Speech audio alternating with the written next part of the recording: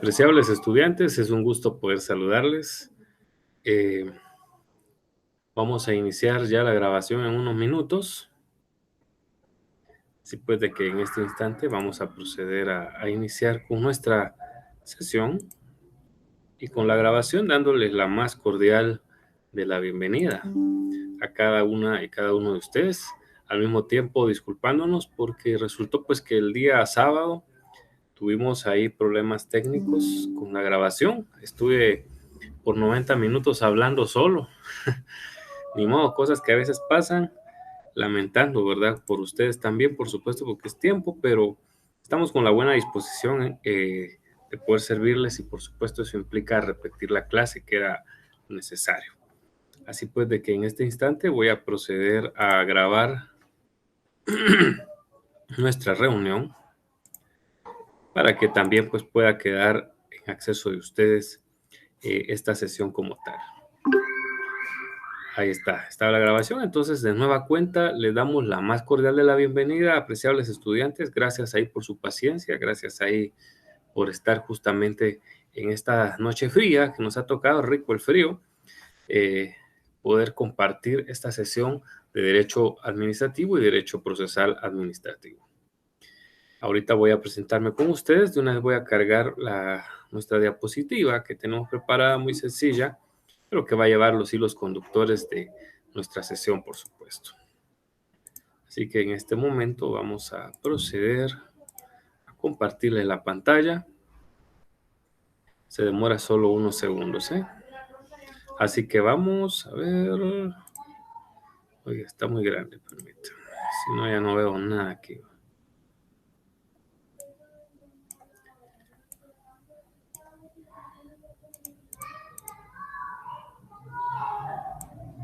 Muy bien. Para quienes no me conocen, me presento. Soy Edgar Guillermo Mota Jiménez, catedrático ya desde hace, bueno, ya ni recuerdo, yo como 8 o 9 años ya de la Universidad Rural.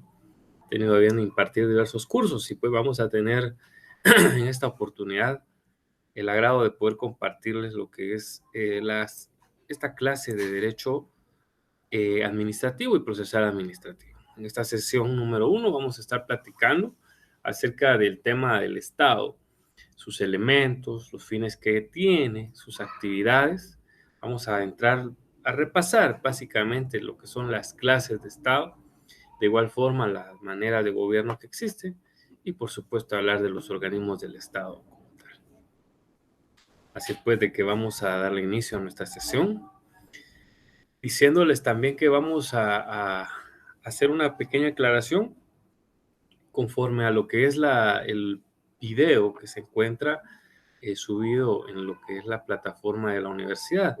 Recordémonos de que muchas veces esos videos se hacen un poquito rápido y pues no es la intención de ningún colega o de un servidor de quienes sea a veces dar una información que se pueda malinterpretar. Entonces nosotros vamos a ampliar sobre esos puntos.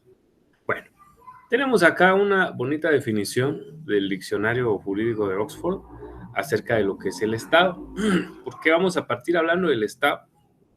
Porque el derecho administrativo, como ustedes ya bien saben, es una rama del derecho público que por supuesto se basa esencialmente en lo que es el tema del Estado, de la administración pública. Disculpe. Dicha administración pública, pues como tal, es administrada por un gobierno como tal, y por ello pues es que tenemos que volver a revisar ese tipo de cosas. Tenemos aquí una definición que dice que es una comunidad social. Eso sí, una comunidad social, ¿por qué decimos comunidad? Porque hay un grupo de personas en común, ¿verdad? Que tienen relaciones sociales todo el tiempo. Entiéndase, desde el hecho de que yo salgo a la calle y voy a comprar pan, ya desde ahí estoy teniendo relaciones sociales y yo desde ahí estoy efectivamente teniendo también necesidad de compartir con las demás personas, ¿no? Entonces es una comunidad social que está organizada de una forma política común. Al decir política común nos estamos refiriendo específicamente a la temática que aborda el hecho de que estamos como un solo país, ¿no? Entonces a eso se refiere. Y en un territorio. terreno, ¿no? Una porción de tierra, eso es a lo que se refiere el territorio. Y en este, como tal, por supuesto, hay órganos de gobierno, ¿ah? Que son propios y que son soberanos e independientes políticamente de otras comunidades, es decir, de otros estados. Eso es lo que debemos de entender básicamente de esta definición. La definición. Definición. De esta expresión del Estado, del Estado, debemos recordar que se creó una ciencia que ustedes deben de recordar, que la llevaron ahí por el tercer y cuarto semestre, que se llamaba Teoría del Estado. Por ahí creo que llevaron este curso. En Teoría del Estado, pues ustedes justamente abordaron temáticas acerca del objeto de estudio, del origen, de la forma o los objetivos que tiene el Estado como tal.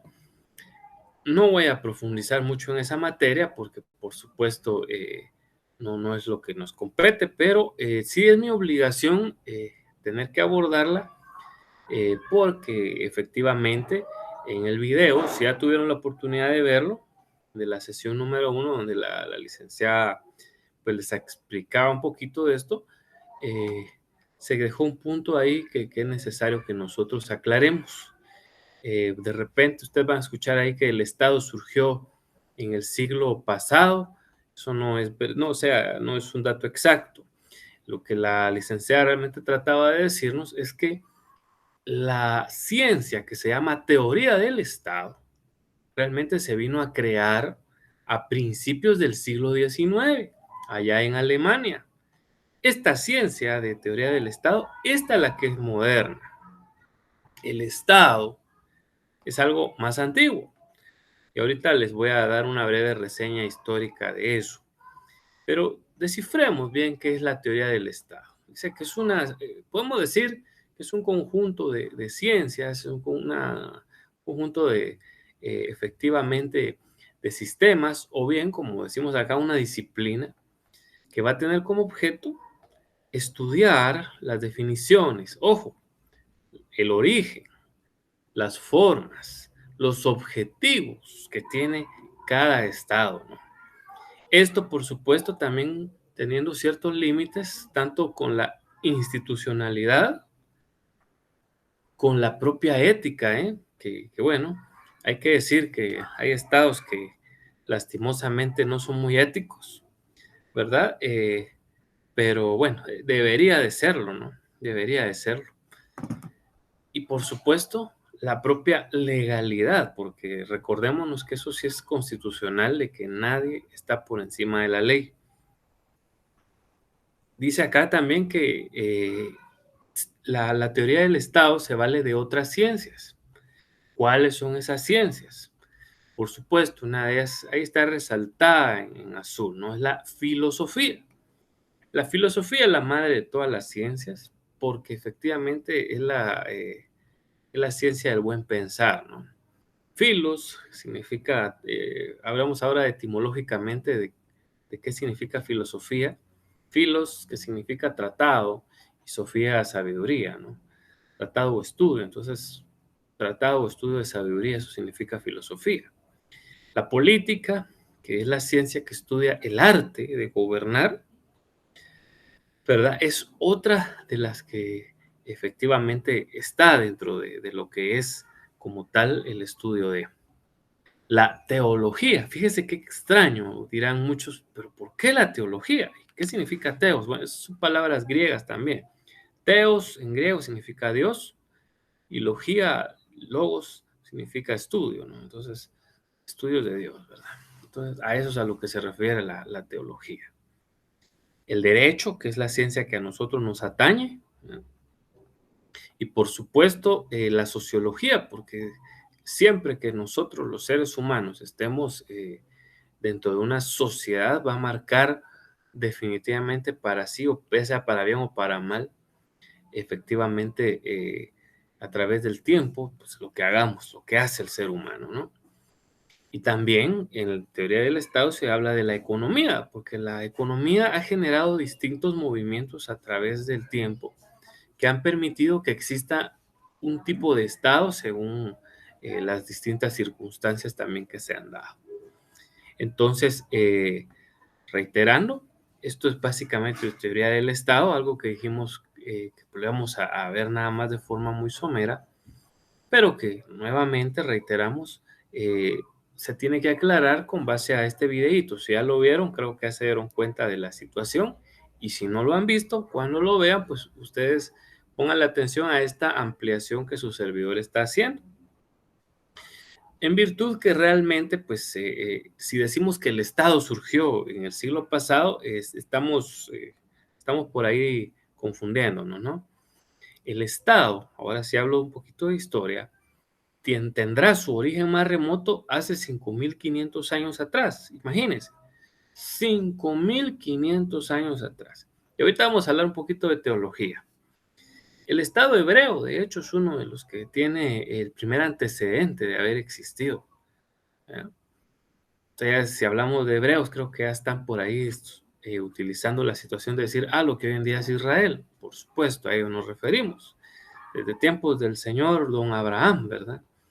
Entonces, desde don Abraham, que tuvo a dos hijos, Ismael e Isaac, pero bueno, se quedó al final solo con Isaac. Ismael fue llevado al exilio, y de Ismael descendieron los árabes, y de Isaac descendieron todos los judíos. Bueno, Isaac tuvo a dos hijos, Esaú y Jacob. Jacob que se queda con la bendición, Jacob le cambian el nombre a Israel, de ahí viene justamente la situación. Israel tiene 12 hijos, se van para Egipto, después regresan con Moisés a la tierra de donde ellos viven. ¿Y por qué decimos que es Estado? Ahorita les voy a explicar. Los elementos, algo de lo que hablaremos en la siguiente diapositiva, Israel los tenía. Los elementos primarios y esenciales para que exista un Estado, que son tener una población, el pueblo hebreo la tenía, ¿sí? De las 12 tribus, ¿verdad? La tenía. Un territorio. Los hebreos tenían también un territorio, hay que hacerlo ver. Repito, inicialmente sí estaban en lo que hoy en día es Israel, pero cuando fue el tiempo de la hambruna, los famosos 7 años que la Biblia explica, resulta que eh, uno de los hermanos más pequeños de Israel manda a pedir que se venga Jacob o Israel con él y se traiga a toda la familia que van a vivir en Egipto. Y pues luego ya ustedes saben esa historia, los egipcios los esclavizan, Moisés los libera, todo eso, ¿no? Es lo que creó al Estado hebreo. Ahora bien, hay un Estado un poquito efectivamente más moderno que todos hemos conocido, como lo de Roma. Roma, que nos heredó de la ciencia del derecho, hizo que el Estado fuera ya no desde el punto de vista teológico, sino más desde el punto de vista sociológico, económico y político. Se perfeccionó, llamémosle así. Porque repito, para Israel sus autoridades eran algo que provenía del tema de Dios, ¿no? Sus autoridades eran de carácter divino. Para Roma no. Para Roma, de hecho, desde que Roma se fundó, según refiere el famoso Rómulo y Remo, Remo mata a Rómulo y él se convierte en el primer rey de Roma. Roma tiene una monarquía de 7 reyes, y después de ese ínterin se desarrolla lo que es la República Romana. Res publica es una palabra compuesta. Res en latín significa cosa, y pública venía del vocablo latino populum, que significa pueblo. Entonces, cosa del pueblo. Roma, perdón, se convierte en una república. Por eso les decía, Roma es el mejor antecedente que tenemos del tema de un Estado más similar a los que nosotros conocemos. Estamos hablando que Roma se empezó a formar 2 siglos antes de Cristo, como una monarquía. Ya bueno, ya en tiempos de Cristo, pues ni siquiera ya Roma había superado la etapa de monarquía, ya había pasado la guerra civil romana y prácticamente se había consolidado luego un imperio, ¿verdad? En tiempos de Cristo, Roma ya era un imperio, un poquito antes incluso ya se había consolidado como un imperio, ¿verdad? Cuando Julio César pues derrota a Marco Antonio y a Pompeyo y él se hace con todo Roma, y desde ahí de hecho a todos los emperadores romanos se les conoció con el nombre de César, ¿verdad? Entonces, Roma también se quedó, sin embargo, con una figura que representaba al pueblo, como lo era el Senado, ¿verdad? El Senado, que hacía las veces de lo que hoy en día es el Congreso de la República. Si lo queremos ver así, era más o menos similar. Entonces, por eso les digo, es lo que nosotros conocemos, ¿verdad? De un antecedente de Estado que, imagínense, se dio prácticamente un par de siglos antes de Cristo y bueno, hasta la caída del Imperio Romano en el año 476 ya de nuestra era. Personas que siguen creyendo que Roma está ahí porque la capital de Italia es Roma, pero no, mis apreciables estudiantes, Roma cayó en el año 476 y fue tal la caída del Imperio Romano que propició un cambio de era. Es decir, el Imperio Romano era la llamada época antigua o sociedad antigua, como ustedes van a poder ver. Y a partir de la caída del Imperio Romano surge la sociedad feudal. Con el Estado, ahora volviendo a hablar del Estado, con el Estado, cuando Roma se consolida, también nace el derecho. Estado y derecho nacieron paralelamente. Los romanos crean las famosas 12 tablas de bronce, así descritas porque en bronce efectivamente labraron distintas normativas que de hecho hoy en día subsisten relacionadas con el derecho civil que tenemos hoy en día aquí en Guatemala, ¿no? Como es el tema de tener un nombre, de tener una nacionalidad, de tener derechos dentro del matrimonio. Imagínense todo eso, los romanos ya lo empezaban a poder fijar dentro de la creación del Estado. Entonces, eso es prácticamente la historia de los estados antiguos. Ya en la sociedad feudal, entiéndase, justamente después de la caída del Imperio Romano, y le digo esto porque es parte de historia que mucha gente desconoce. Creen que todavía los que viven hoy en Italia son descendientes directos de los romanos y no es así.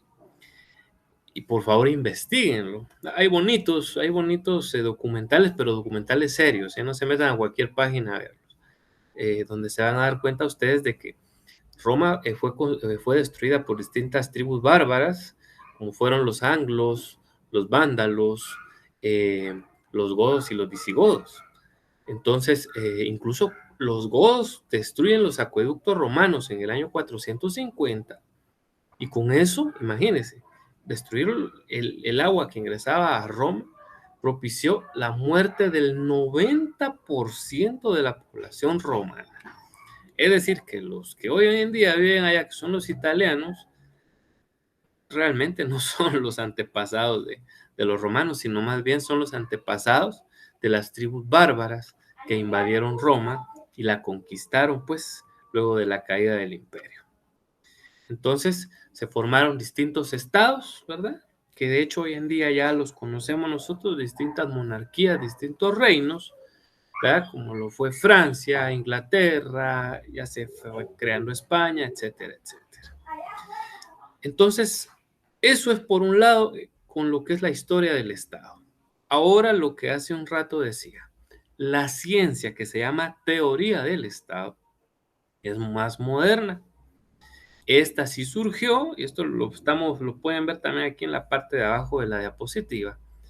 En Alemania, ya por supuesto no estamos hablando ni siquiera de Roma ni nada de eso, en Alemania, es decir, Alemania ya se empieza a crear como país a partir del siglo V ya de nuestra era. Primero se llamó Prusia, ¿verdad? Pero ya prácticamente, pues, imagínense, decir que se llama Alemania, estamos diciendo que teoría del Estado es una ciencia moderna, justamente que se creó a partir del inicio del siglo XIX, ¿verdad? Ahí por los 1800 y algo, en Alemania los estudiosos sociólogos empezaron a crear esta ciencia que se llama teoría del Estado, que que le sirve al derecho administrativo para entender justamente cómo se da el Estado como tal y su funcionamiento, ¿no? Perdón. Tenemos ahí también, hablando de etimología, ¿de dónde viene la palabra Estado? Bueno, el latín, ¿verdad? Del latín, stat, ¿verdad? Pues se descompone a la lengua italiana o al idioma italiano, stato, y de ahí viene la palabra, ¿no? Entonces, de ahí deriva etimológicamente la palabra Estado. Bueno, avancemos, mis apreciables estudiantes.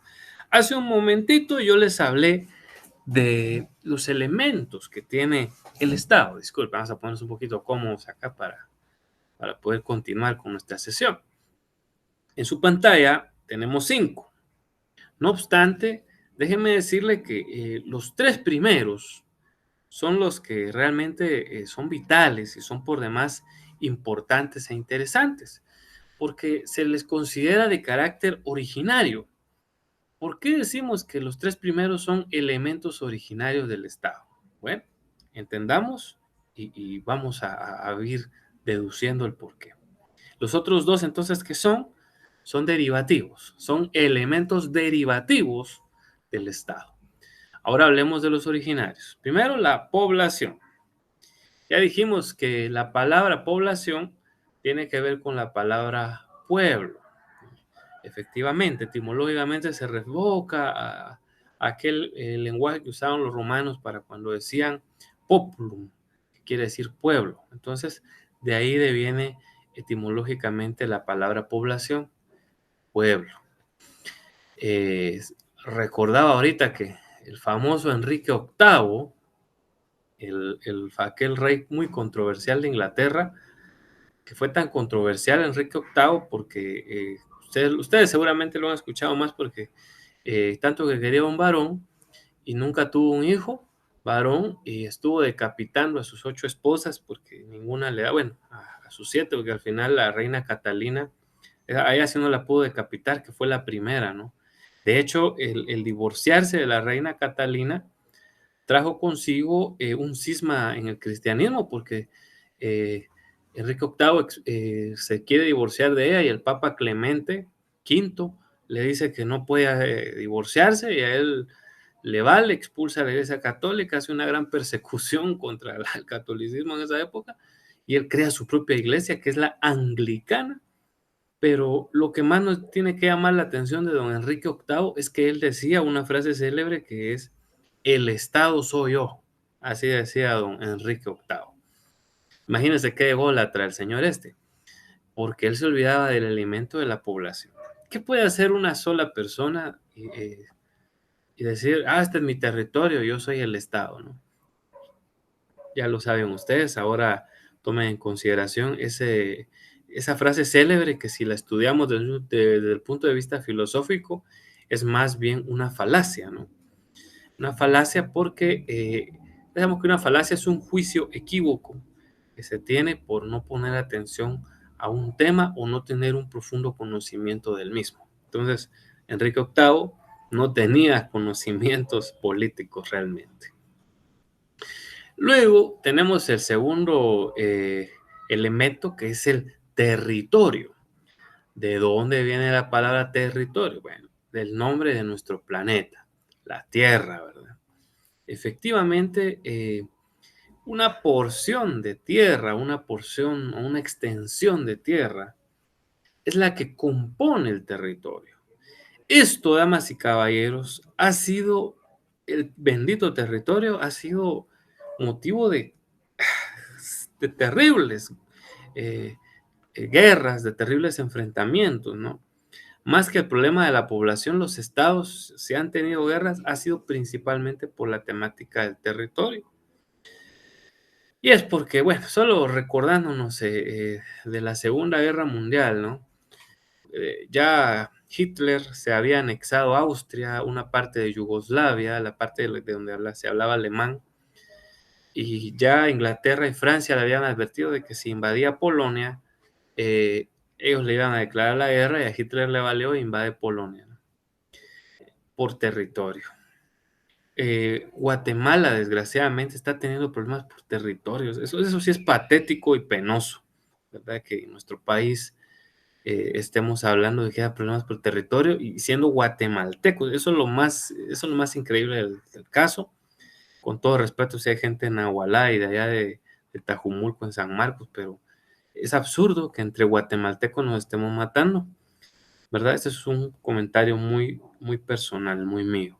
Lo que pasa es que de repente, y disculpen que lo termine, pero ya que lo empecé lo voy a definir, nos está faltando identidad de guatemaltecos. ¿Ah? Eso es lo que nos falta. Qué bonito que usted pertenece al pueblo Xinca, al pueblo Garífuna, al pueblo, pero se nos está olvidando que principalmente somos guatemaltecos y por eso nos estamos quedando sin identidad. Qué triste.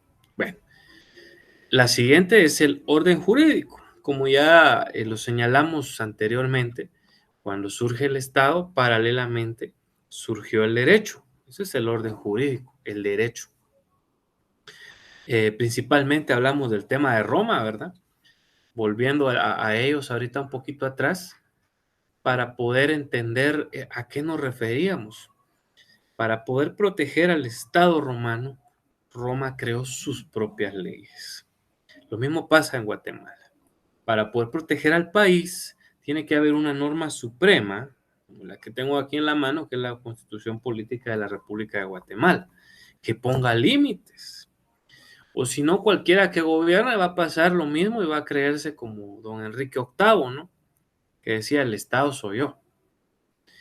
Y sin apreciar lo que dice la Constitución Política de la República, que dice que nadie es superior a la ley. Entonces, el ordenamiento jurídico se hace elemental, por supuesto, para la propia creación del Estado. De hecho, pues debemos de decir que estos son, reitero, los tres elementos originarios. Ahorita vamos a entender por qué estos son originarios y los otros tres son elementos derivativos del Estado. Bueno, veamos, aparece en el número 4 el poder público. ¿Pero qué es eso del poder público? Bueno, vamos a usar nuestra ley para ver ahí que es poder público y soberanía en un momento determinado. Ojo, que parecen sinónimos. Entonces, es importante que nosotros veamos si son lo mismo. Y luego vamos a regresar a ver, porque el territorio, hay algo que se me estaba olvidando con el territorio, se los voy a platicar ahorita de una vez. Antes de avanzar con estos del territorio, se me estaba escapando. Seguramente ustedes ya vieron en la Constitución Política de la República de Guatemala qué compone el territorio de Guatemala. Y claramente dice la ley que lo compone,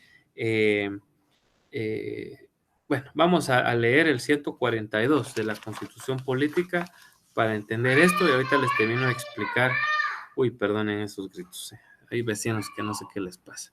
Bueno, dice el 142 de la soberanía y el territorio. Vea que aquí está hablándonos de dos elementos el artículo 142 y dice: el Estado ejerce plena soberanía sobre, vamos a la literal A, el territorio nacional integrado por el suelo, subsuelo, aguas interiores, el mar territorial y la extensión que fija la ley y el espacio aéreo que se extiende sobre los mismos. Vea eso.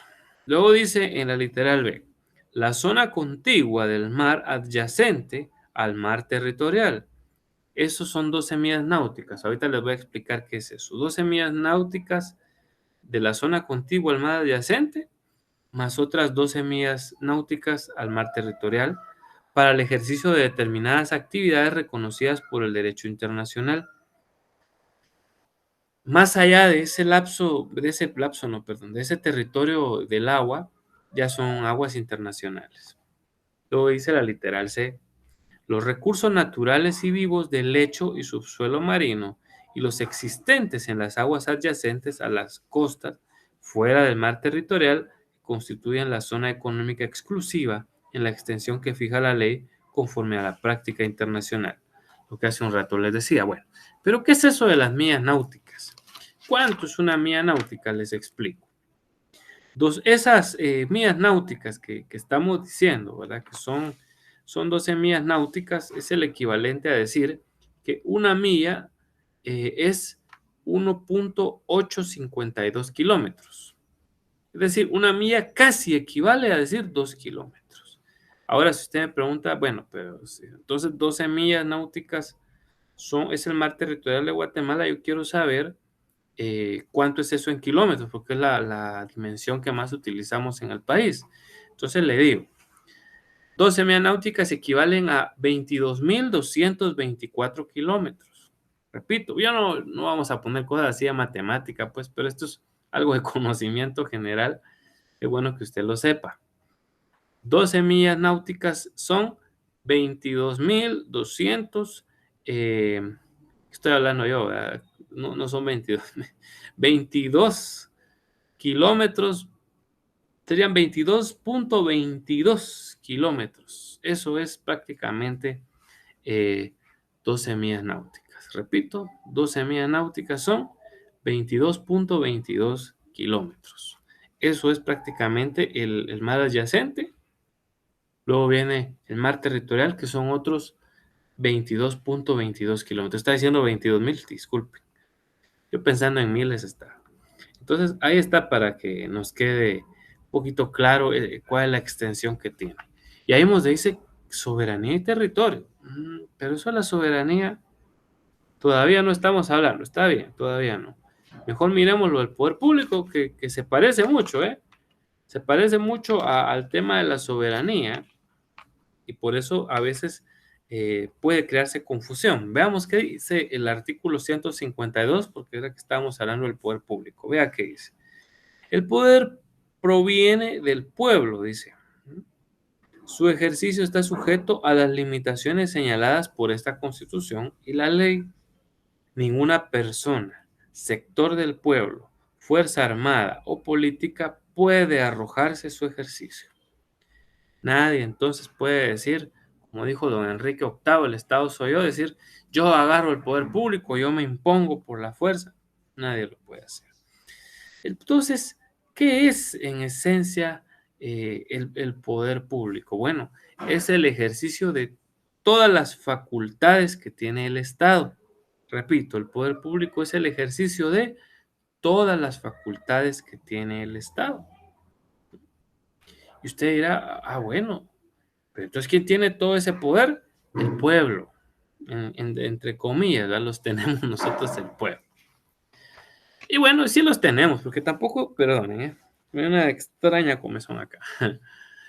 Tampoco es que Guatemala sea un país que violente todos los... No. Tenemos, por supuesto, nuestros derechos. Digamos, yo puedo venir, comprar, vender, eso lo puedo hacer perfectamente. Puedo disponer de mis bienes como me da la gana. Si quiero los regalo, si quiero los vendo, me explico. Entonces, esa es parte del poder público, ¿no? Ese ejercicio de todas las facultades que la misma ley me da. Entonces, puedo también no solo hacer eso, puedo venir, cambiarme el nombre, puedo, cualquiera dirá casarse, aunque el tema de casamiento en Guatemala no es un derecho, el matrimonio en Guatemala es una institución, no un derecho. Es una institución que trae derechos y obligaciones. Pero bueno, entonces ya sabemos nosotros que poder público es eso, ¿no? Son ese conjunto de facultades, ¿no? Que como Estado tiene Guatemala y que pues le pertenece, según la norma, al pueblo. Ahora, soberanía. Bueno, vea cómo ahorita nos puede crear un poquito de confusión el tema de la soberanía. Y dice el artículo 141. Mire cómo vamos yendo y viniendo. Soberanía, dice la soberanía radica en el pueblo, quien la delega para su ejercicio en los organismos legislativo, ejecutivo y judicial. Ojo, repito, organismos legislativo, ejecutivo y judicial. La subordinación entre estos está prohibida. Bueno, entonces pareciera que si entonces el poder público son un conjunto de facultades que tiene el Estado, entonces la soberanía, ¿qué es? Y dice aquí, y si le pertenece al pueblo, ¿qué es entonces la soberanía? Bueno, voy a salirme un poquito del contexto de la Constitución para explicar qué es la soberanía. Es el poder que tiene una nación de considerarse libre e independiente de otras. Eso es realmente soberanía.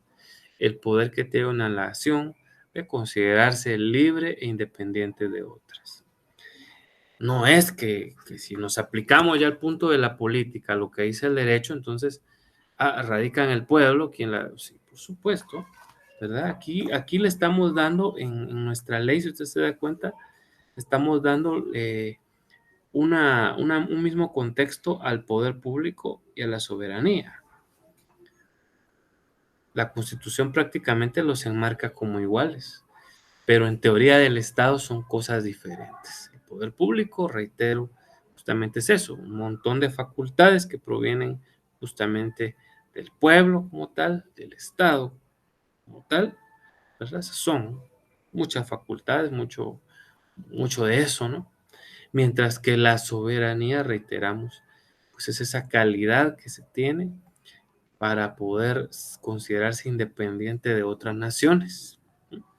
¿Por qué decimos que el poder público es secundario o mejor dicho, derivativo de los primeros tres elementos? Muy simple. Sin pueblo no hay poder público. Así de sencillo. Porque ¿quién dice que tiene el poder público? El pueblo. ¿Ya se dieron cuenta de ese detalle? ¿Eh? Entonces, igualmente pasa con la soberanía. No podemos decir que somos un Estado soberano si no tenemos población, que es quien hace valer dicha soberanía, como dice la Constitución, y también de un ordenamiento jurídico. ¿Eh? Porque es la ley la que dice qué es el Estado de Guatemala, qué lo compone, ¿no? Entonces, por ese motivo, si usted se da cuenta, estos dos elementos finales de los que hemos platicado, el poder público y la soberanía, son elementos que devienen de los primeros tres. En cambio, pues la población no necesariamente necesitaba de territorio. Recordémonos de que el ser humano inicialmente era nómada, andaba de un lugar a otro según las estaciones, según el clima, etcétera, ¿no? Entonces no se asentaba en un territorio. Ya después, cuando se volvió sedentario, pues cambió la cosa, ¿no? Entonces, por ese motivo, damas y caballeros, pues podemos clasificar a los elementos del Estado como originarios, los tres primeros, y derivativos, los otros dos de los que ya platicamos. Bueno, sigamos hablando. Ahora acerca de los fines del Estado. La finalidad, ¿verdad? Como cuando usted le dice, el jovencito le dice a la señorita, te ayudo con los libros. Bueno, así era en mi época, ¿verdad? Ahora creo que ya no mucho, pero... Y decía la patoja, algo quiere. De repente quiere mi número de teléfono, de repente quiere que salgamos. Tenía un fin ya que nos acercamos, salía el cariño, ¿verdad? Nos evocamos a esa época. Entonces, todos tenían un fin, por supuesto. El Estado tiene que tener un fin, desde luego que lo tiene que tener. Según el jurista Girón, él nos dice que estos fines del Estado lo constituyen esas direcciones que se toman, esas metas que se proponen, ¿no? Que van dirigidas hacia la generalidad, porque no puede ser que en el Estado solo se trate de favorecer a ciertos grupitos. Entonces, eso es básicamente eh, lo que se pretende, según Girón, a partir del Estado, ¿verdad? Llegar a cabo esas metas. Mire, yo escuchaba, pero bueno, por eso les decía cómo tiene que ver en Guatemala que haya una falta de identidad de guatemalteco. Ayer escuchaba un documental de cómo Noruega se convirtió de ser un país de pescadores a ser uno de los países más ricos y más poderosos, no poderosos exactamente en cuestiones bélicas, pero sí con los mayores recursos económicos del mundo. Y no fue solo porque descubrieron que había petróleo allá en el norte del mar territorial de ellos, no fue solo por eso, fue porque le pusieron propósitos a esa plata, ¿verdad? Porque dijeron, con esto vamos a hacer planes de nación e hicieron tendencias que crearon que su país se superara, ¿no? No fueron solo a saquear al Estado, como pasa mucho en América Latina. Entonces, dice, para terminar lo que decía Girón, de esa forma el Estado se justifica y se consagra en su propia legislación. Entonces tiene sentido de que la ley diga que exista un Estado.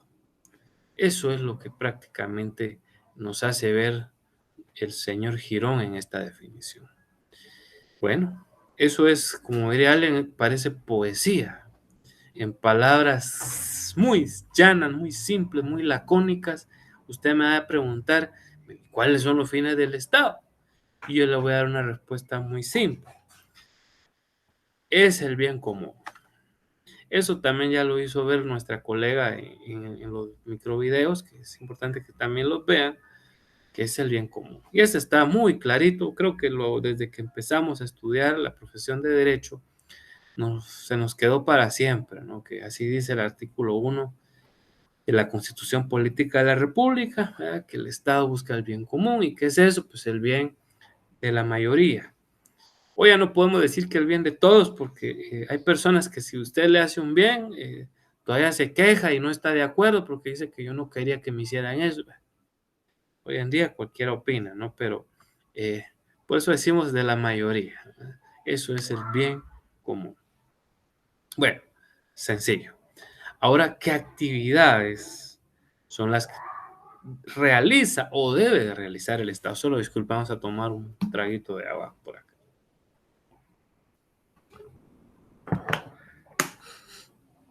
Bueno, me llama mucho la atención la definición de Serra Rojas, que es la que les estoy compartiendo aquí en sus pantallas, porque don Serra Rojas ve las actividades del Estado como un conjunto de operaciones, tareas, mire qué bonito eso, tareas, ¿verdad? Como la que nos dejaban en el colegio y en la universidad cuando teníamos que investigar algo, ¿no? Y facultades, que es una facultad, pues ya es prácticamente un derecho más en el plano subjetivo, ¿eh? ¿Pero para qué? Para actuar, dice, en un plano jurídico, material y técnico. El Estado, pues, necesita para poder actuar, implementar esos tres planos. Les voy a dar un ejemplo. Bueno, su servidor, pues, a Dios gracias, ya lleva varios añitos de estar en distintas entidades del Estado. Y fíjense que normalmente siempre a los departamentos o instituciones jurídicas se nos manda a preguntar un dictamen jurídico, una opinión. Y siempre nosotros le tenemos que poner un orden a esto. Antes del dictamen jurídico necesitamos el dictamen técnico. ¿Cómo así? Ahorita lo explico. Para quienes trabajan en el Estado, creo que ahorita le están encontrando sentido común, que las cosas no necesariamente están en el orden que están en su pantalla, sino que normalmente se hacen al revés. Primero pedimos el dictamen técnico, primero se actúa en lo técnico, luego se actúa en lo jurídico para ir finalmente a lo material. ¿Por qué? Les doy un ejemplo. El Estado de Guatemala, imagínense que quiera comprar un software que va a servir para, bueno, no sé, para proteger eh, a Guatemala de ataques cibernéticos. Entonces, yo como abogado me dicen, bueno, del dictamen jurídico, si es procedente, bueno, me voy yo a citar las leyes que hay, que la ley de contrataciones del Estado, yo como abogado voy a dar mi punto de vista jurídico, pero qué sé yo de softwares y de todo ese tipo de tecnología, pues tengo un conocimiento general, ¿no? Y todos tenemos un conocimiento general de alguna materia, ¿no? Pero yo le tengo que venir y consultar al técnico, en este caso un ingeniero en sistemas, que él me explique si el software que se está contratando es el que se está pretendiendo comprar al precio que se está comprando. ¿Eh? Y si me dice el ingeniero en sistemas, que va a ser el que emite su dictamen técnico, que si es procedente, entonces yo ya puedo emitir un dictamen jurídico más certero ¿verdad? Porque estoy haciendo ver que lo que también se está comprando es lo que se está solicitando. Y una vez que se tiene ya el plano técnico y el plano jurídico, ya nos vamos al plano 3, que es la materialización o ejecución directamente de lo que se pretende. En este caso, la ejecución es la compra-venta y ya echar a andar el bendito software, ¿verdad? Sería el ejemplo que les puedo dar. Sigue diciendo don Serra Rojas que le corresponde como persona jurídica. El Estado es persona jurídica. Para los que desde luego, y ahorita todos tuvieron que decir, por supuesto que lo es, porque lo es, basándose en el artículo 15 del Código Civil, ¿no? Entonces, es una persona jurídica y el derecho público. Entonces, ¿y qué más dice la definición? Que realiza actividades por medio de los órganos.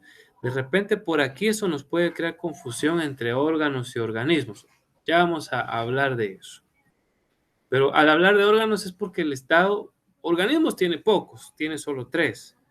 Pero eso sí, cada organismo tiene un montón de órganos. Y por eso es que aquí en la definición de don Serra Rojas dice que se realiza por medio de los órganos, porque son más, los órganos son muchos más, que integran la administración pública, dice. Tanto a nivel federal, este señor pues definitivamente o va a ser mexicano o va a ser brasileño, ¿no? Porque allá sí hay un estado federal, ahí son estados federales. Como local, ahí sí ya nos interesa a nosotros, como quien dice, a nivel de ciertos lugares o a nivel, o sea, desde ciertas zonas, cuando decimos local, o bien a nivel municipal, un municipio como tal. Entonces, esas son las actividades del Estado, ¿verdad? Simplificando la definición en la que yo me hice más extensivo, ahí está, conjunto de tareas y facultades, ¿no?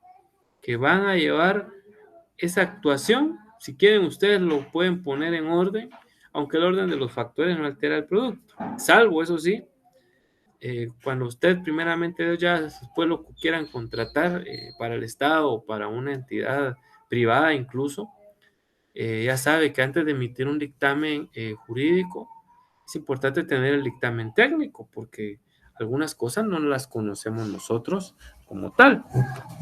Imagínense que se está pretendiendo comprar fertilizantes, ¿no? ¿Qué sabemos nosotros? Le dice con pH del suelo a nivel de 20, qué sé yo. ¿Qué sabemos nosotros los abogados de eso? Entonces yo le tengo que pedir al técnico, que es el ingeniero agrónomo, que él me diga, ¿verdad? Que si el asunto el fertilizante que se está pretendiendo adquirir, es efectivamente el que se está buscando para el tipo de suelo. Imagínense que era el suelo de Totonicapán, que tiene un pH de 20, por así decirlo, y se está comprando un fertilizante de pH 5, no va a servir. Yo como abogado voy a decir, pues qué bonito, están muy bien, presentaron todo en tiempo, según la ley de contrataciones del Estado, pero y el dictamen técnico dice, mire, el pH del fertilizante no es igual. Y el territorio ese necesita un pH mayor para que el fertilizante de verdad sirva. Entonces, por eso le digo, el orden debería ser actuar en el plano técnico, jurídico y material. Pero bueno, yo no puedo contradecir al maestro Serra Rojas, él así lo puso, porque él consideró seguramente que el orden de los factores no alteraba el producto, ¿verdad? Porque, y sigue, y volviendo a la definición, porque el Estado es persona jurídica, ¿verdad? Y hace valer todo eso a través de sus distintos órganos, ya sea a nivel, aquí no vamos a usar la palabra federal, aquí en Guatemala nos valdría decir, ya sea a nivel regional, ¿verdad? Porque Guatemala está dividido en 8 regiones, como ustedes bien saben, a nivel departamental y a nivel municipal, ¿verdad? Así sería ya traducido a nuestro país, mis apreciables estudiantes. Pues esas son las actividades del Estado, ¿verdad? Esas tareas y facultades en el plano técnico, jurídico y material, ¿verdad?, que hace el Estado a través de sus órganos para favorecer tanto a nivel eh, de regional, departamental como municipal. Bueno, avancemos. Clasificación del Estado. ¿Cómo se clasifican los estados, mis distinguidos estudiantes? Les vamos a poner principal énfasis a los dos más reinantes, a los dos que más sobresalen. Uno de ellos es el estado simple, también llamado estado unitario. ¿Por qué se le conoce como estado simple o unitario? Bueno, lo tenemos en sus pantallas. Yo no solo me voy a poner a leer porque eso sería una falta de respeto hacia ustedes, sino que nos tenemos que poner a explicar, ¿verdad? ¿En qué sentido, en qué contexto es que estamos hablando de eso? Ahí dice, ya lo vimos, porque existe un solo centro de poder. ¿Qué se entiende por ese solo centro de poder? Porque realmente existe un solo gobierno, ¿verdad?, que, valga la redundancia, pues gobierna todo un país. Ya desde ahí ustedes están tomando una idea muy clara, ¿verdad?, de qué es el Estado unitario, ¿no? Y sigue diciendo ahí que es ejercido, dice, a través de órganos encargados de distintas funciones, por supuesto. Ese es el Estado unitario. También dice que las personas obedecen, dice, a una sola constitución, aunque bueno, no es solo a la constitución, sino normalmente en el Estado unitario también las personas tienen un solo sistema de normas ordinarias, ¿verdad? Repito, en el Estado unitario no hablemos solo de la Constitución, no, hablemos de que también se aplica un solo cuerpo de normas ordinarias. ¿Cuáles son las normas ordinarias, mis distinguidos estudiantes? Si alguno de ustedes ya dijo, las que hace el Congreso de la República, excelente, felicidades. Esas son las normas ordinarias, las que hace el Congreso de la República, ¿verdad? Y dice también, y la organización política que abarca todo el territorio nacional. Ahí está lo que hace un instante decía yo. En países donde el sistema del Estado es simple o unitario, está el centro de poder único y está, por supuesto, prácticamente el sistema de normas ordinarias que abarca a todo el país. Ahora, ya que hicimos esta breve síntesis, sigamos poniendo atención a la definición, ¿no? Porque dice que la administración puede ser ejercida de manera centralizada o descentralizada. Ojo, los estados unitarios pueden, si quieren, usar solamente entidades centralizadas. Y si no, pueden descentralizarse. No significa que un estado unitario solo tenga entidades centralizadas. No, no, no. Eso no lo vayan a interpretar de esa forma, ¿eh? Resulta que también un estado unitario puede descentralizar a sus entidades. A veces la descentralización es buena, a veces funciona para descongestionar y optimizar adecuadamente los recursos. Otras veces, lamentablemente, la descentralización o crearle autonomía a una entidad es un desastre, como lo que pasa con RENAP, ¿verdad?, que no termina de componerse y de tener problemas económicos. Entonces, pero porque ya les digo que a veces no se planifica adecuadamente, no se hacen las cosas bien. Luego, pues sigue diciendo que este tipo de centralización debería de hacerse para que se dé de una manera más eficiente el funcionamiento de la administración pública. Por supuesto, ese es el deber ser, ¿verdad? Si una entidad es muy eficiente, es porque está funcionando. Pero si no lo es, ¿qué problema? Yo, bueno, les voy a dar un ejemplo. Yo llevé un aviso al RENAP de matrimonio que celebré el 25 de diciembre. Nunca había casado a alguien en Navidad, en la mera Navidad. Y lo llevé el 26, qué milagro que estaba abierto. fue domingo 25, lunes 26 yo lo llevé, eh, y me dijeron que iba a estar hasta para el 18 de enero, imagínense, y, y uno está poniéndoles la certificación de nacimiento de los que casó, está poniéndole la copia del DPI, o sea, tanto se tiene que tardar el registrador. Usted dirá, pero es que tiene muchas firmas ahí. Es cierto, es verdad, pero para eso ya pasó por varios filtros que le pueden decir, mire señor, estas ya están solo para firma. Y saben qué es lo peor, que el 18 de enero todavía no estaba. Entonces, por eso le digo, ojo, muchas veces la descentralización no hace más eficiente a una entidad, y si no es eficiente, no tendría razón de ser, de existir, la verdad. No es que tenga algo en contra de RENAP, pero es que yo no le hallo a RENAP que haya mejorado el registro civil. Yo no veo que el registro civil que haya pasado a RENAP, que antes estuvo en la municipalidad, sea una maravilla, ¿no? Está dando todavía que hablar. Bueno, ahora hablemos. Se me olvidaba. ¿Qué ejemplos tenemos de Estado simple unitario? Bueno, hay un montón, empezando por Guatemala, ¿no? Guatemala es un ejemplo claro de un Estado simple o unitario. ¿Por qué? Porque tiene esas características, ¿verdad? Que existe un solo centro de poder. ¿En dónde está el centro de poder de Guatemala? Aquí en el Palacio Nacional, ¿no?, de la Cultura. Ahí está el presidente Alejandro Giammattei. Un solo centro de poder. Ejercido por diferentes órganos, por supuesto, ¿verdad? Eso sí. ¿Y por qué? También tenemos un cuerpo normativo, no solo de la Constitución, porque eso sí está, lo pusimos como está colocado en doctrina, ¿eh?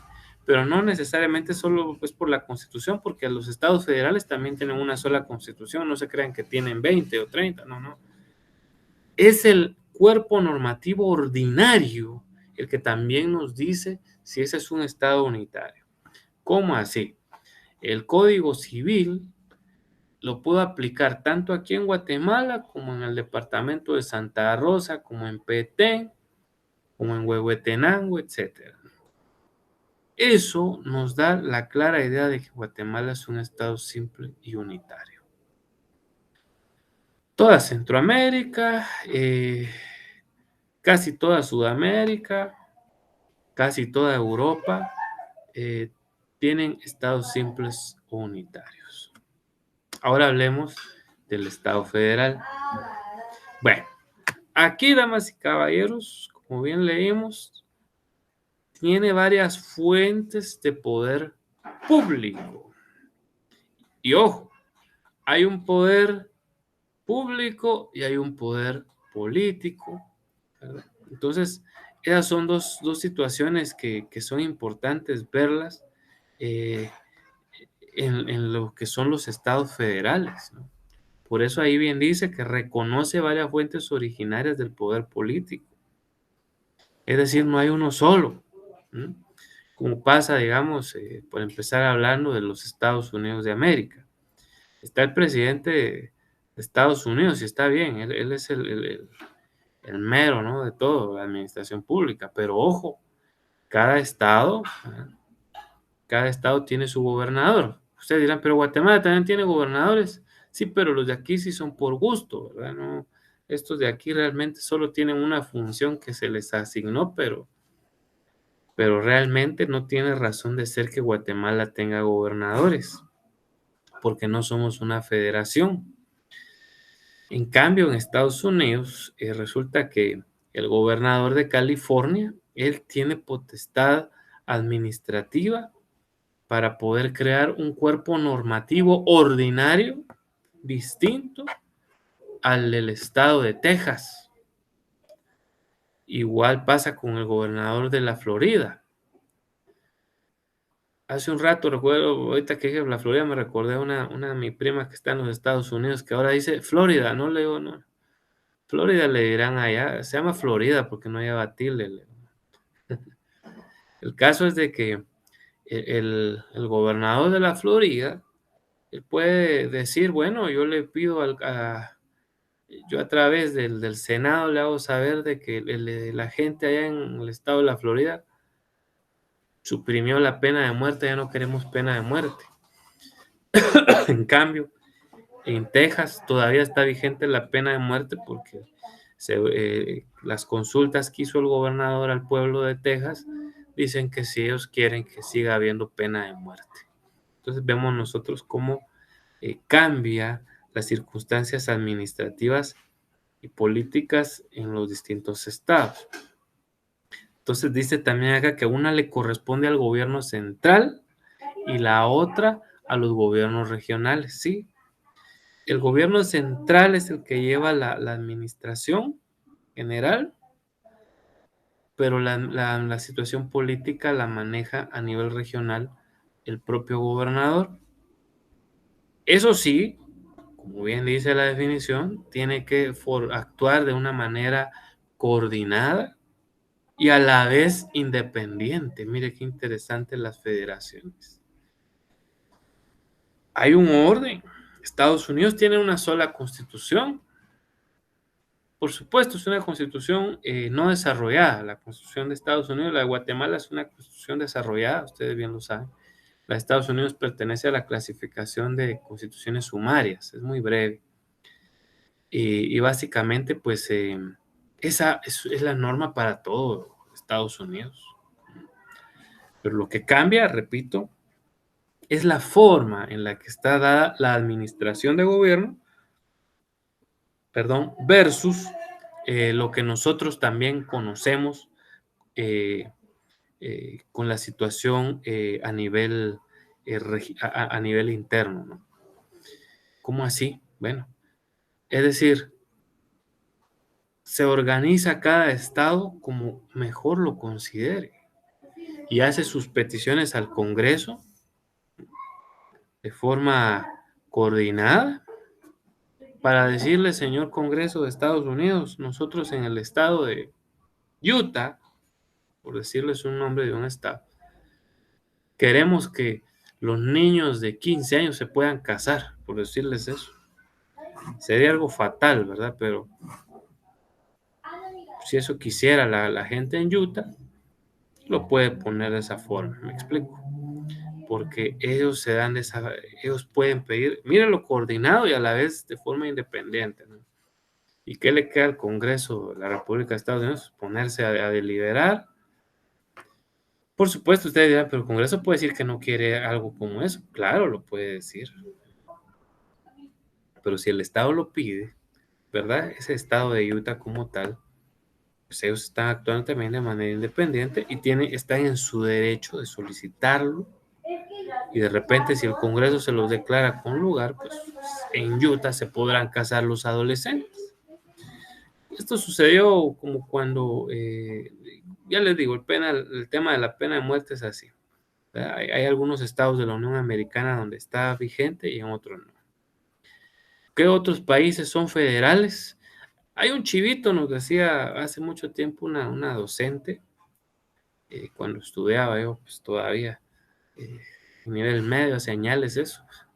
Decía ella que el chivito era que si la capital decía distrito, era porque se correspondía a una federación. No en todos los casos, debo decirlo, pero a veces el chivito se ayuda. Pues decimos que la capital de Estados Unidos es Washington, D.C. ¿Qué significa D.C.? Distrito de Columbia, ¿verdad? Ojo, ese distrito de Columbia no se encuentra en el estado de Washington. El estado de Washington está al otro extremo de los Estados Unidos. Fíjense cómo es de irónico, pero el distrito de Columbia, ese Washington sí se encuentra en lo que es el estado de Nueva York. Entonces, para que lo tengan ustedes ahí en cuenta. Bueno, México, ¿no?, que es un distrito federal, pero ojo, porque ya les digo, si usted mira la capital de Brasil, resulta que Brasilia, ¿no? Y ahí no dice distrito de Brasilia, solo Brasilia. Y resulta que Brasil es una federación.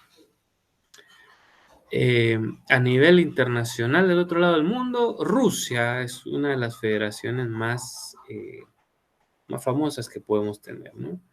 decir que Rusia también se compone por estados, aunque pareciera que no mucho, ¿verdad? Porque don Vladimir Putin la gobierna como si fuera una república unitaria. Aún así, Rusia es una federación. Donde eso sí, don Vladimir dice, no, aquí se hace y se hace para toda Rusia. ¿Verdad? Interesante, ¿no?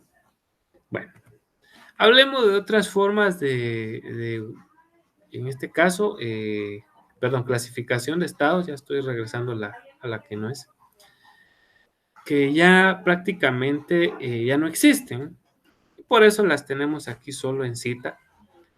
Y por supuesto que se la voy a explicar porque merece la explicación y se las tenemos que dar. Además, pues también fueron citadas, valga la redundancia, y están dentro del contenido del programa.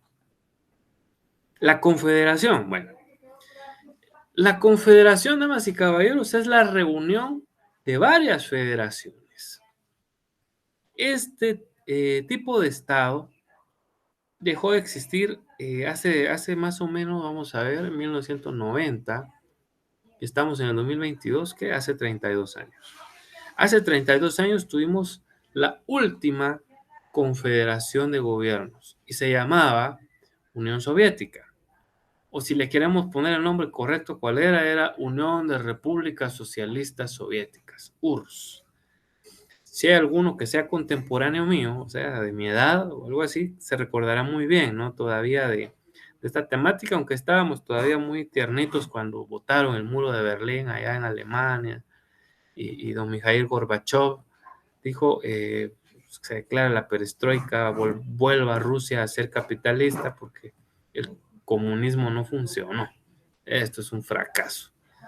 Y pues definitivamente Rusia fue una confederación que ya tenía la Federación Rusa. Recuérdense que Rusia es una federación. No recuerdo cuántos estados tiene Rusia. Voy a mencionar algunos como Moscú, como San Petersburgo, como Siberia, Leningrado, ¿verdad? Entre otros cada uno pues es un estado, ¿no? Es una federación. ¿Vale? Cuando la Unión Soviética se forma, absorbe a 14 naciones muy cercanas. Entre ellas voy a decir algunos nombres. Estaba Lituania, Estonia, Bielorrusia, Moldavia, Ucrania. Por cierto, Ucrania se quedó ahorita con el clavo, ¿no? Sigue con el problema. Kirguistán, Kazajistán, y un montón de esos están, excepto Pakistán y Afganistán. Esos sí lo quiso, Afganistán se lo quiso absorber la Unión Soviética, por cierto, lo quiso, y por las armas, no fue de forma pacífica, pero el pueblo afgano, con la ayuda de Estados Unidos, pues repelió la invasión principalmente de los rusos, ¿no? A lo que fue el terreno afgano. Inclusive le echó la mano a Estados Unidos a don Osama Bin Laden y después este señor se les reveló a ellos. Bueno, en fin. El caso es de que Rusia fue la última confederación que existió. Porque repito, ya estaban los estados rusos que ya mencioné, de que eran Moscú, Siberia, Leningrado, San Petersburgo, antes conocido como Stalingrado, ¿no? Entonces, y otros que hay que saber cuáles son, porque ahorita sí no los tengo en mente. Esos que ya pertenecían a Rusia se anexan a las otras repúblicas, ¿verdad? Entonces se convierte en una confederación, porque eso es una confederación, la unión de varias federaciones.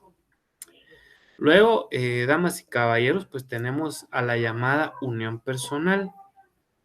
La unión personal, esto es algo muy llamativo, porque resulta que como tal, estos estados tienen una independencia administrativa,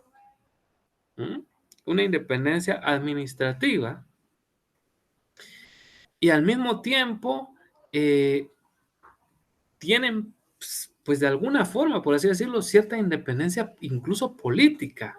Sin embargo, reconocen a un solo gobierno, fíjense.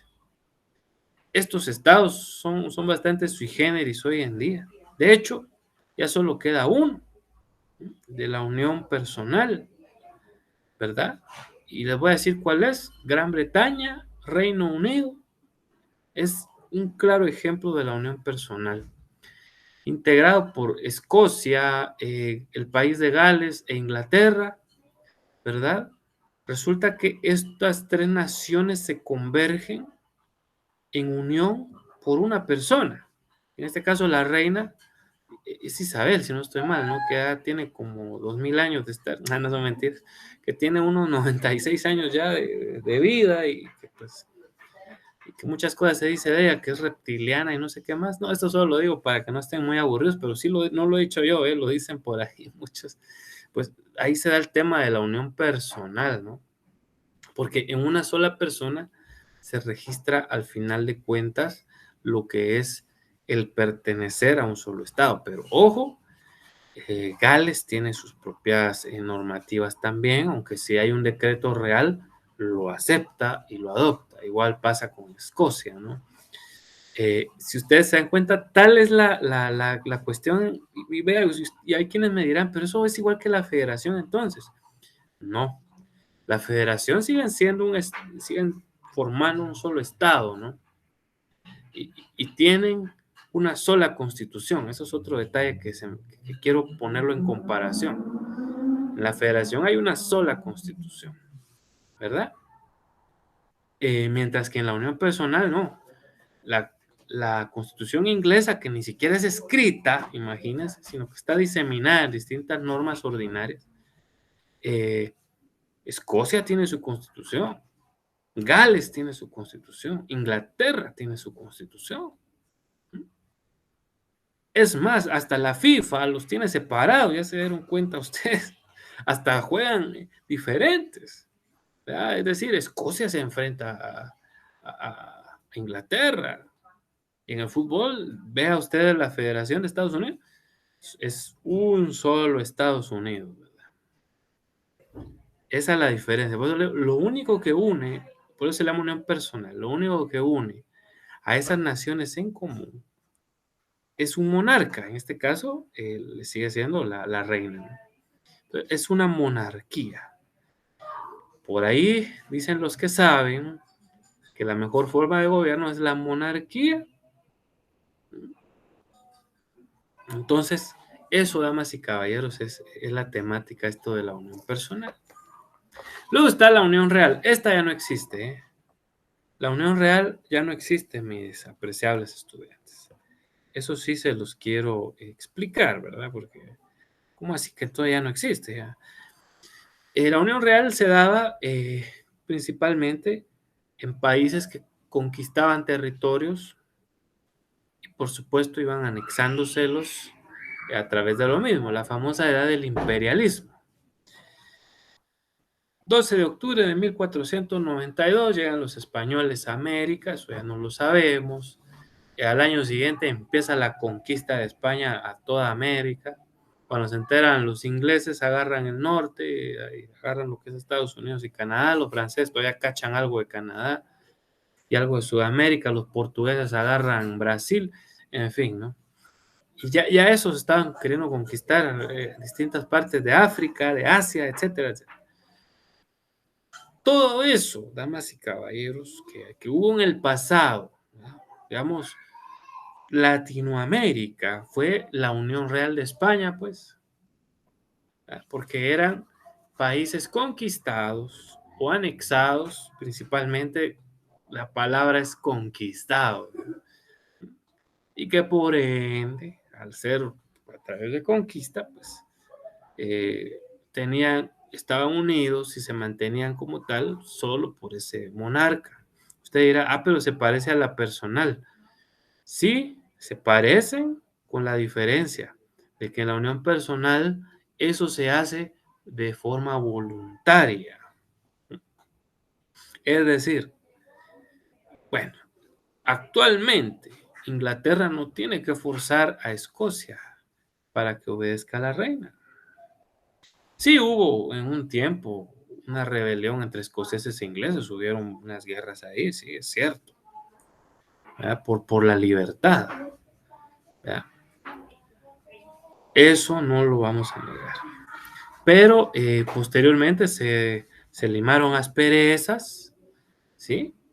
Y la realeza de Escocia, Escocia tiene su realeza, Gales tiene su realeza e Inglaterra tiene su realeza, y los nobles entre ellos son los que van ahí decidiendo pues quién va a ser el nuevo monarca del Reino Unido. En cambio, en la Unión Real no hay esa clase de camaradería, no había, mejor dicho, sino era una imposición por la fuerza y por la violencia, ¿verdad? Entonces, era conquista pura, ¿no? Entonces, por eso les digo, eso fue en su tiempo. Bueno, pasamos ahora a hablar. Si no tenemos aquí lo de las formas de gobierno, ¿eh? Voy a explicar aquí rapidito lo de las formas de gobierno. Por lo visto me comí la diapositiva, ¿eh? Bueno, ahí las formas de gobierno, mis apreciables estudiantes, se clasifican de varias formas, valga la redundancia. Bueno, ahí están las perfectas o puras, ¿sí?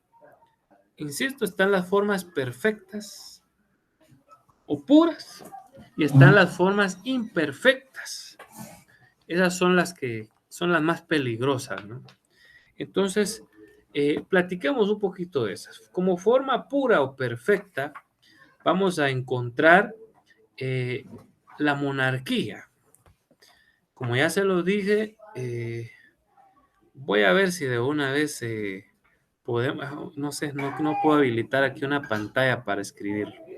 Pero bueno, voy a repetir, ¿no? Entre las formas perfectas y puras está la monarquía, ¿sí?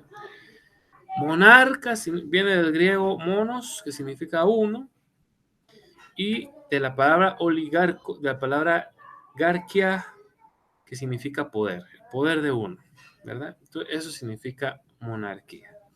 Cuando hay un rey, una reina o incluso un emperador, este es prácticamente una monarquía. Entonces, esa es una forma perfecta y pura. ¿Por qué se le considera perfecta y pura? Porque ha sido puesta de alguna forma o aceptada por el propio pueblo. Si ustedes le preguntan a los ingleses, ellos se sienten muy bien con su reina. Le preguntan a los escoceses, como hace un rato dijimos, ellos están muy felices, no tienen ninguna oposición con la señora esta. Le preguntan a los japoneses si se sienten bien con el emperador japonés, y ellos le dicen que le cae muy bien, es muy simpático, y no se le están revelando, ¿verdad? Otra de las formas es la aristocracia. Esta es una forma de las perfectas y puras. En la aristocracia, pues prácticamente se le daba el poder, lo tenían las personas principalmente pudientes, ¿no? Pero también en la aristocracia se le daba un poquito de participación a las personas pensantes. Fíjense que llama la atención porque la aristocracia surge con Platón allá en Grecia. Atenas ya existía, ¿no? Era un estado de Grecia y efectivamente pues tuvo gobiernos aristocráticos, es decir, en estos gobiernos básicamente se iba desarrollando eh, por la clase pensante y la clase pudiente de Atenas, y hacían que Atenas progresara. Atenas fue la cuna de los filósofos, de los pensantes, ¿no? Es algo que nosotros ya hemos sabido siempre. Incluso cuando se habló de que Roma conquista a Grecia, porque sí lo hace Roma al final, basta con observar que tuvo más influencia Grecia sobre Roma que al revés, ¿no? Los romanos terminaron construyendo igual que los griegos, terminaron adoptando, incluso hasta crearon una similitud de dioses idéntica a la que ya tenían los griegos. O sea, la influencia fue enorme. Entonces, para que nosotros veamos, pues, qué influencia tuvo. Entonces, esta aristocracia surge de Grecia y era el poder, repito, de la gente pudiente y también la clase pensante del país, más bien del estado griego que se llamaba Atenas. Y la otra forma pura de gobierno es la democracia. Esa sí ya la conocemos un poquito más. La democracia, como diría don Abraham Lincoln, es el poder del pueblo, por el pueblo y para el pueblo, ¿no?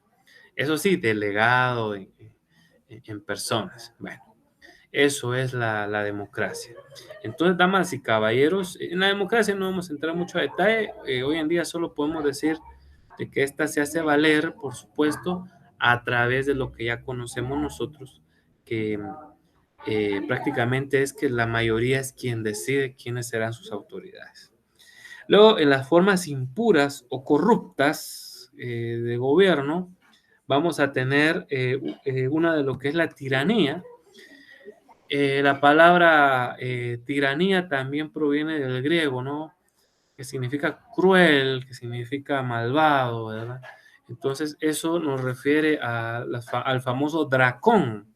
Dracón fue un gobernante griego que decía que escribió las leyes con sangre, ¿no? Y fue uno de los llamados tiranos porque pues, desarrolló muy mal la situación de su gobierno, prácticamente como muy similar a lo que fueron las dictaduras en América Latina, para entender. Otra de las formas impuras o corruptas es la oligarquía. El oligarca, pues se basa el gobierno en un grupo muy cerrado, ¿verdad? De una clase pudiente. Usted dirá, pero eso se parece a la aristocracia. Ojo, la aristocracia abría el campo a toda la clase pudiente, pero también a la clase intelectual. En la oligarquía no. En la oligarquía solo es el grupito, ¿no? De esos que siempre gobiernan y que cambian a sus títeres cuando ellos consideran. Eso hacen los oligarcas, pero siempre gobiernan ellos y nada más que ellos. Es como una monarquía disfrazada, pero es impura, ¿verdad? Porque esta gente no lo hace poniéndose ellos, ¿no? Sino ponen a otros, como ya lo hemos dicho, y ellos son quienes gobiernan. Y a partir de eso se genera otra forma. Esta no es tanto forma de gobierno. Ustedes la van a ver ahí en las clasecitas que aparecen, pero la demagogia no es forma de gobierno. La demagogia, damas y caballeros, es definitivamente el realizar, el llegar al poder a través de falsas promesas políticas. Eso es demagogia, ¿verdad? Prácticamente, perdón, mentir para llegar al poder. Ofrecer el cielo y no dar nada de lo ofrecido. Esa es demagogia y no es tanto forma de gobierno, sino es un vicio de los sistemas corrompidos que hemos hablado. Bueno, hoy sí hablemos de los organismos del Estado. Bueno, damas y caballeros, no hay mucho tanto en que entrar en profundidad con ellos. Quiero hacer la aclaración. De repente, pues ahí ustedes van a ver que en la clase, esta referencial muy breve, pues se escuchó la palabra órganos, pero no, son organismos. ¿Por qué organismos? Voy a hacer recordar un poquito de lo que es ciencias naturales. Cuando llevamos ese curso, cuando estuvimos en la primaria, ustedes se recordarán, nos decían las maestras que nosotros éramos organismos. Y lo somos. Yo soy un organismo viviente, ustedes lo son, su familia, etc. Todos somos organismos. Y yo como organismo tengo órganos, distintos órganos. Mis ojos son un par de órganos. Mi nariz es un órgano. Mis oídos son otro órgano. Mi piel es un órgano. Por cierto, dicen los científicos que es el órgano más grande de todo el cuerpo. Entonces, por favor, ahí se me concentran y para que vean que no es mentira que yo estoy diciendo que son organismos y no órganos, vamos a ir a la ley, porque la ley es la que manda. El artículo 157 nos va a hablar de uno de los organismos. Antes de leer el 157, échenle un vistazo a ustedes a la parte superior, donde dice capítulo romano 2, ¿ya se dieron cuenta? Y aparece ahí en la Constitución en negrilla, organismo legislativo, no órgano. Ya les he dicho, no es malicia, es aclarar. Lastimosamente, cuando uno hace los videos esos breves de 15 de 10 minutos, los tiene que hacer muy rápido, ¿no? En cambio, yo aquí pues tengo un poquito más de tiempo para poder platicarlo a fondo y poder hacer la respectiva enmienda. Son organismos, ahí lo dice la ley, ¿verdad? Ya lo leímos entre el artículo 156 y 157.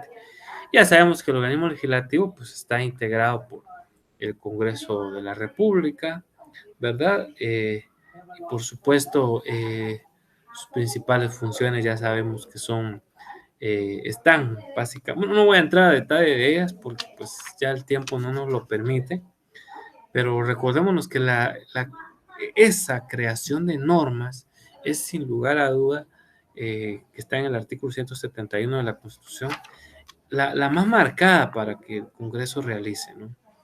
Es definitivamente la razón de ser del organismo legislativo.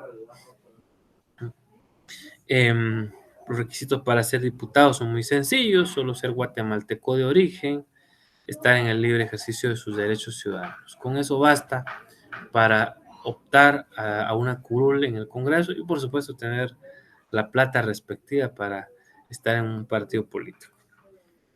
Luego tenemos al organismo ejecutivo. ¿Por qué se le llama ejecutivo? Dirán, y vean otra vez para que nos chequeemos de que es organismo, porque de repente dirá, pero tal vez el error lo tenía solo ahí la ley. No, vámonos al 182, si usted se da cuenta, dice arribita, entre el 181 y el 182, organismo ejecutivo. ¿Por qué se llama ejecutivo? Bueno, la palabra ejecutivo sabemos que viene del verbo infinitivo ejecutar, ¿eh? Y es porque es el que está encargado de llevar a cabo la política de desarrollo del país. Por eso es el organismo ejecutivo, encargado de llevar a cabo la política de desarrollo del país. Por eso es que el Ejecutivo está integrado, entiéndase, por el señor presidente, el vicepresidente, sus 14 ministros de Estado y sus secretarías también. Algunas secretarías están de más, de hecho, más de alguno de los ministerios que tenemos hoy en día está de más.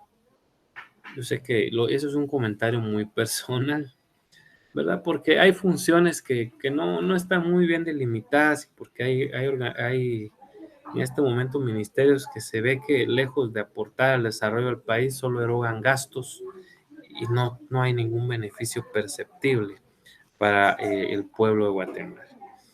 Pero bueno, aquí cambia un poquito los requisitos para ser presidente de la República, es que ya son los mismos que tiene para ser diputado, ser guatemalteco de origen, estar en el libre ejercicio de los derechos, pero ser mayor de 40 años. Asimismo, pues nos coloca otras de las prohibiciones que ahí está en el 186, de las que no dejan ser presidente a doña Suri Ríos. No acabo de hablar mal, presidente es un participio que no tiene género, como la palabra adolescente, como la palabra estudiante, como la palabra, vamos a ver, cantante, caminante, ¿verdad? Son palabras sin género, son participios, verbos en participios, inadecuado que diga la adolescenta o el adolescento, ¿verdad? ¿Me explico? O decir la cantanta o el cantanto, ¿verdad? Igual la palabra correcta es presidente y no presidenta. Nos guste o no nos guste, esto es gramática, ¿eh? No estoy inventando el agua azucarada, apreciables estudiantes. El presidente, pues ya sabemos, tiene que ser mayor de 40 años. Luego hablamos del organismo judicial. Esto está a partir del artículo 203 de nuestra Constitución Política de la República. El artículo 203, usted se da cuenta, entre el 202 y el 203 vuelve a decir organismo judicial. Para empezar, administrativamente sus principales funcionarios públicos son los únicos que esbozan que es el organismo profesional, el único que tiene exigencia profesional. Como bien sabemos, los requisitos para ser magistrado o juez son, además de ser guatemalteco de origen, además de estar en el ejercicio de derechos ciudadanos, por supuesto, es ser abogado, ¿verdad? y eso pues es algo que ustedes como estudiantes de Derecho ya prontos esperemos a graduarse, pues les llenará así de satisfacción decir, ah, qué bonito ser abogado, por supuesto, ¿verdad? Hay que esforzarnos mucho. El, el OJ, pues ya sabemos nosotros que su figura jerárquica mayor es la Corte Suprema de Justicia, integrada, por supuesto, por 13 magistrados. ¿Cómo están distribuidos? Bueno, ¿por qué 13? El impar es el presidente del organismo judicial y también es presidente de la Corte Suprema de Justicia. Los otros 12 están distribuidos en las distintas cámaras que hay. Cámara Penal, Cámara Civil, Cámara de Amparos y Antejuicios. Repito, Cámara Penal, Cámara Civil, Cámara de Amparos y Antejuicios. Entonces dividan esos 12 dentro de 3 y ya se van a dar cuenta que hay 4 magistrados por cámara, ¿cierto?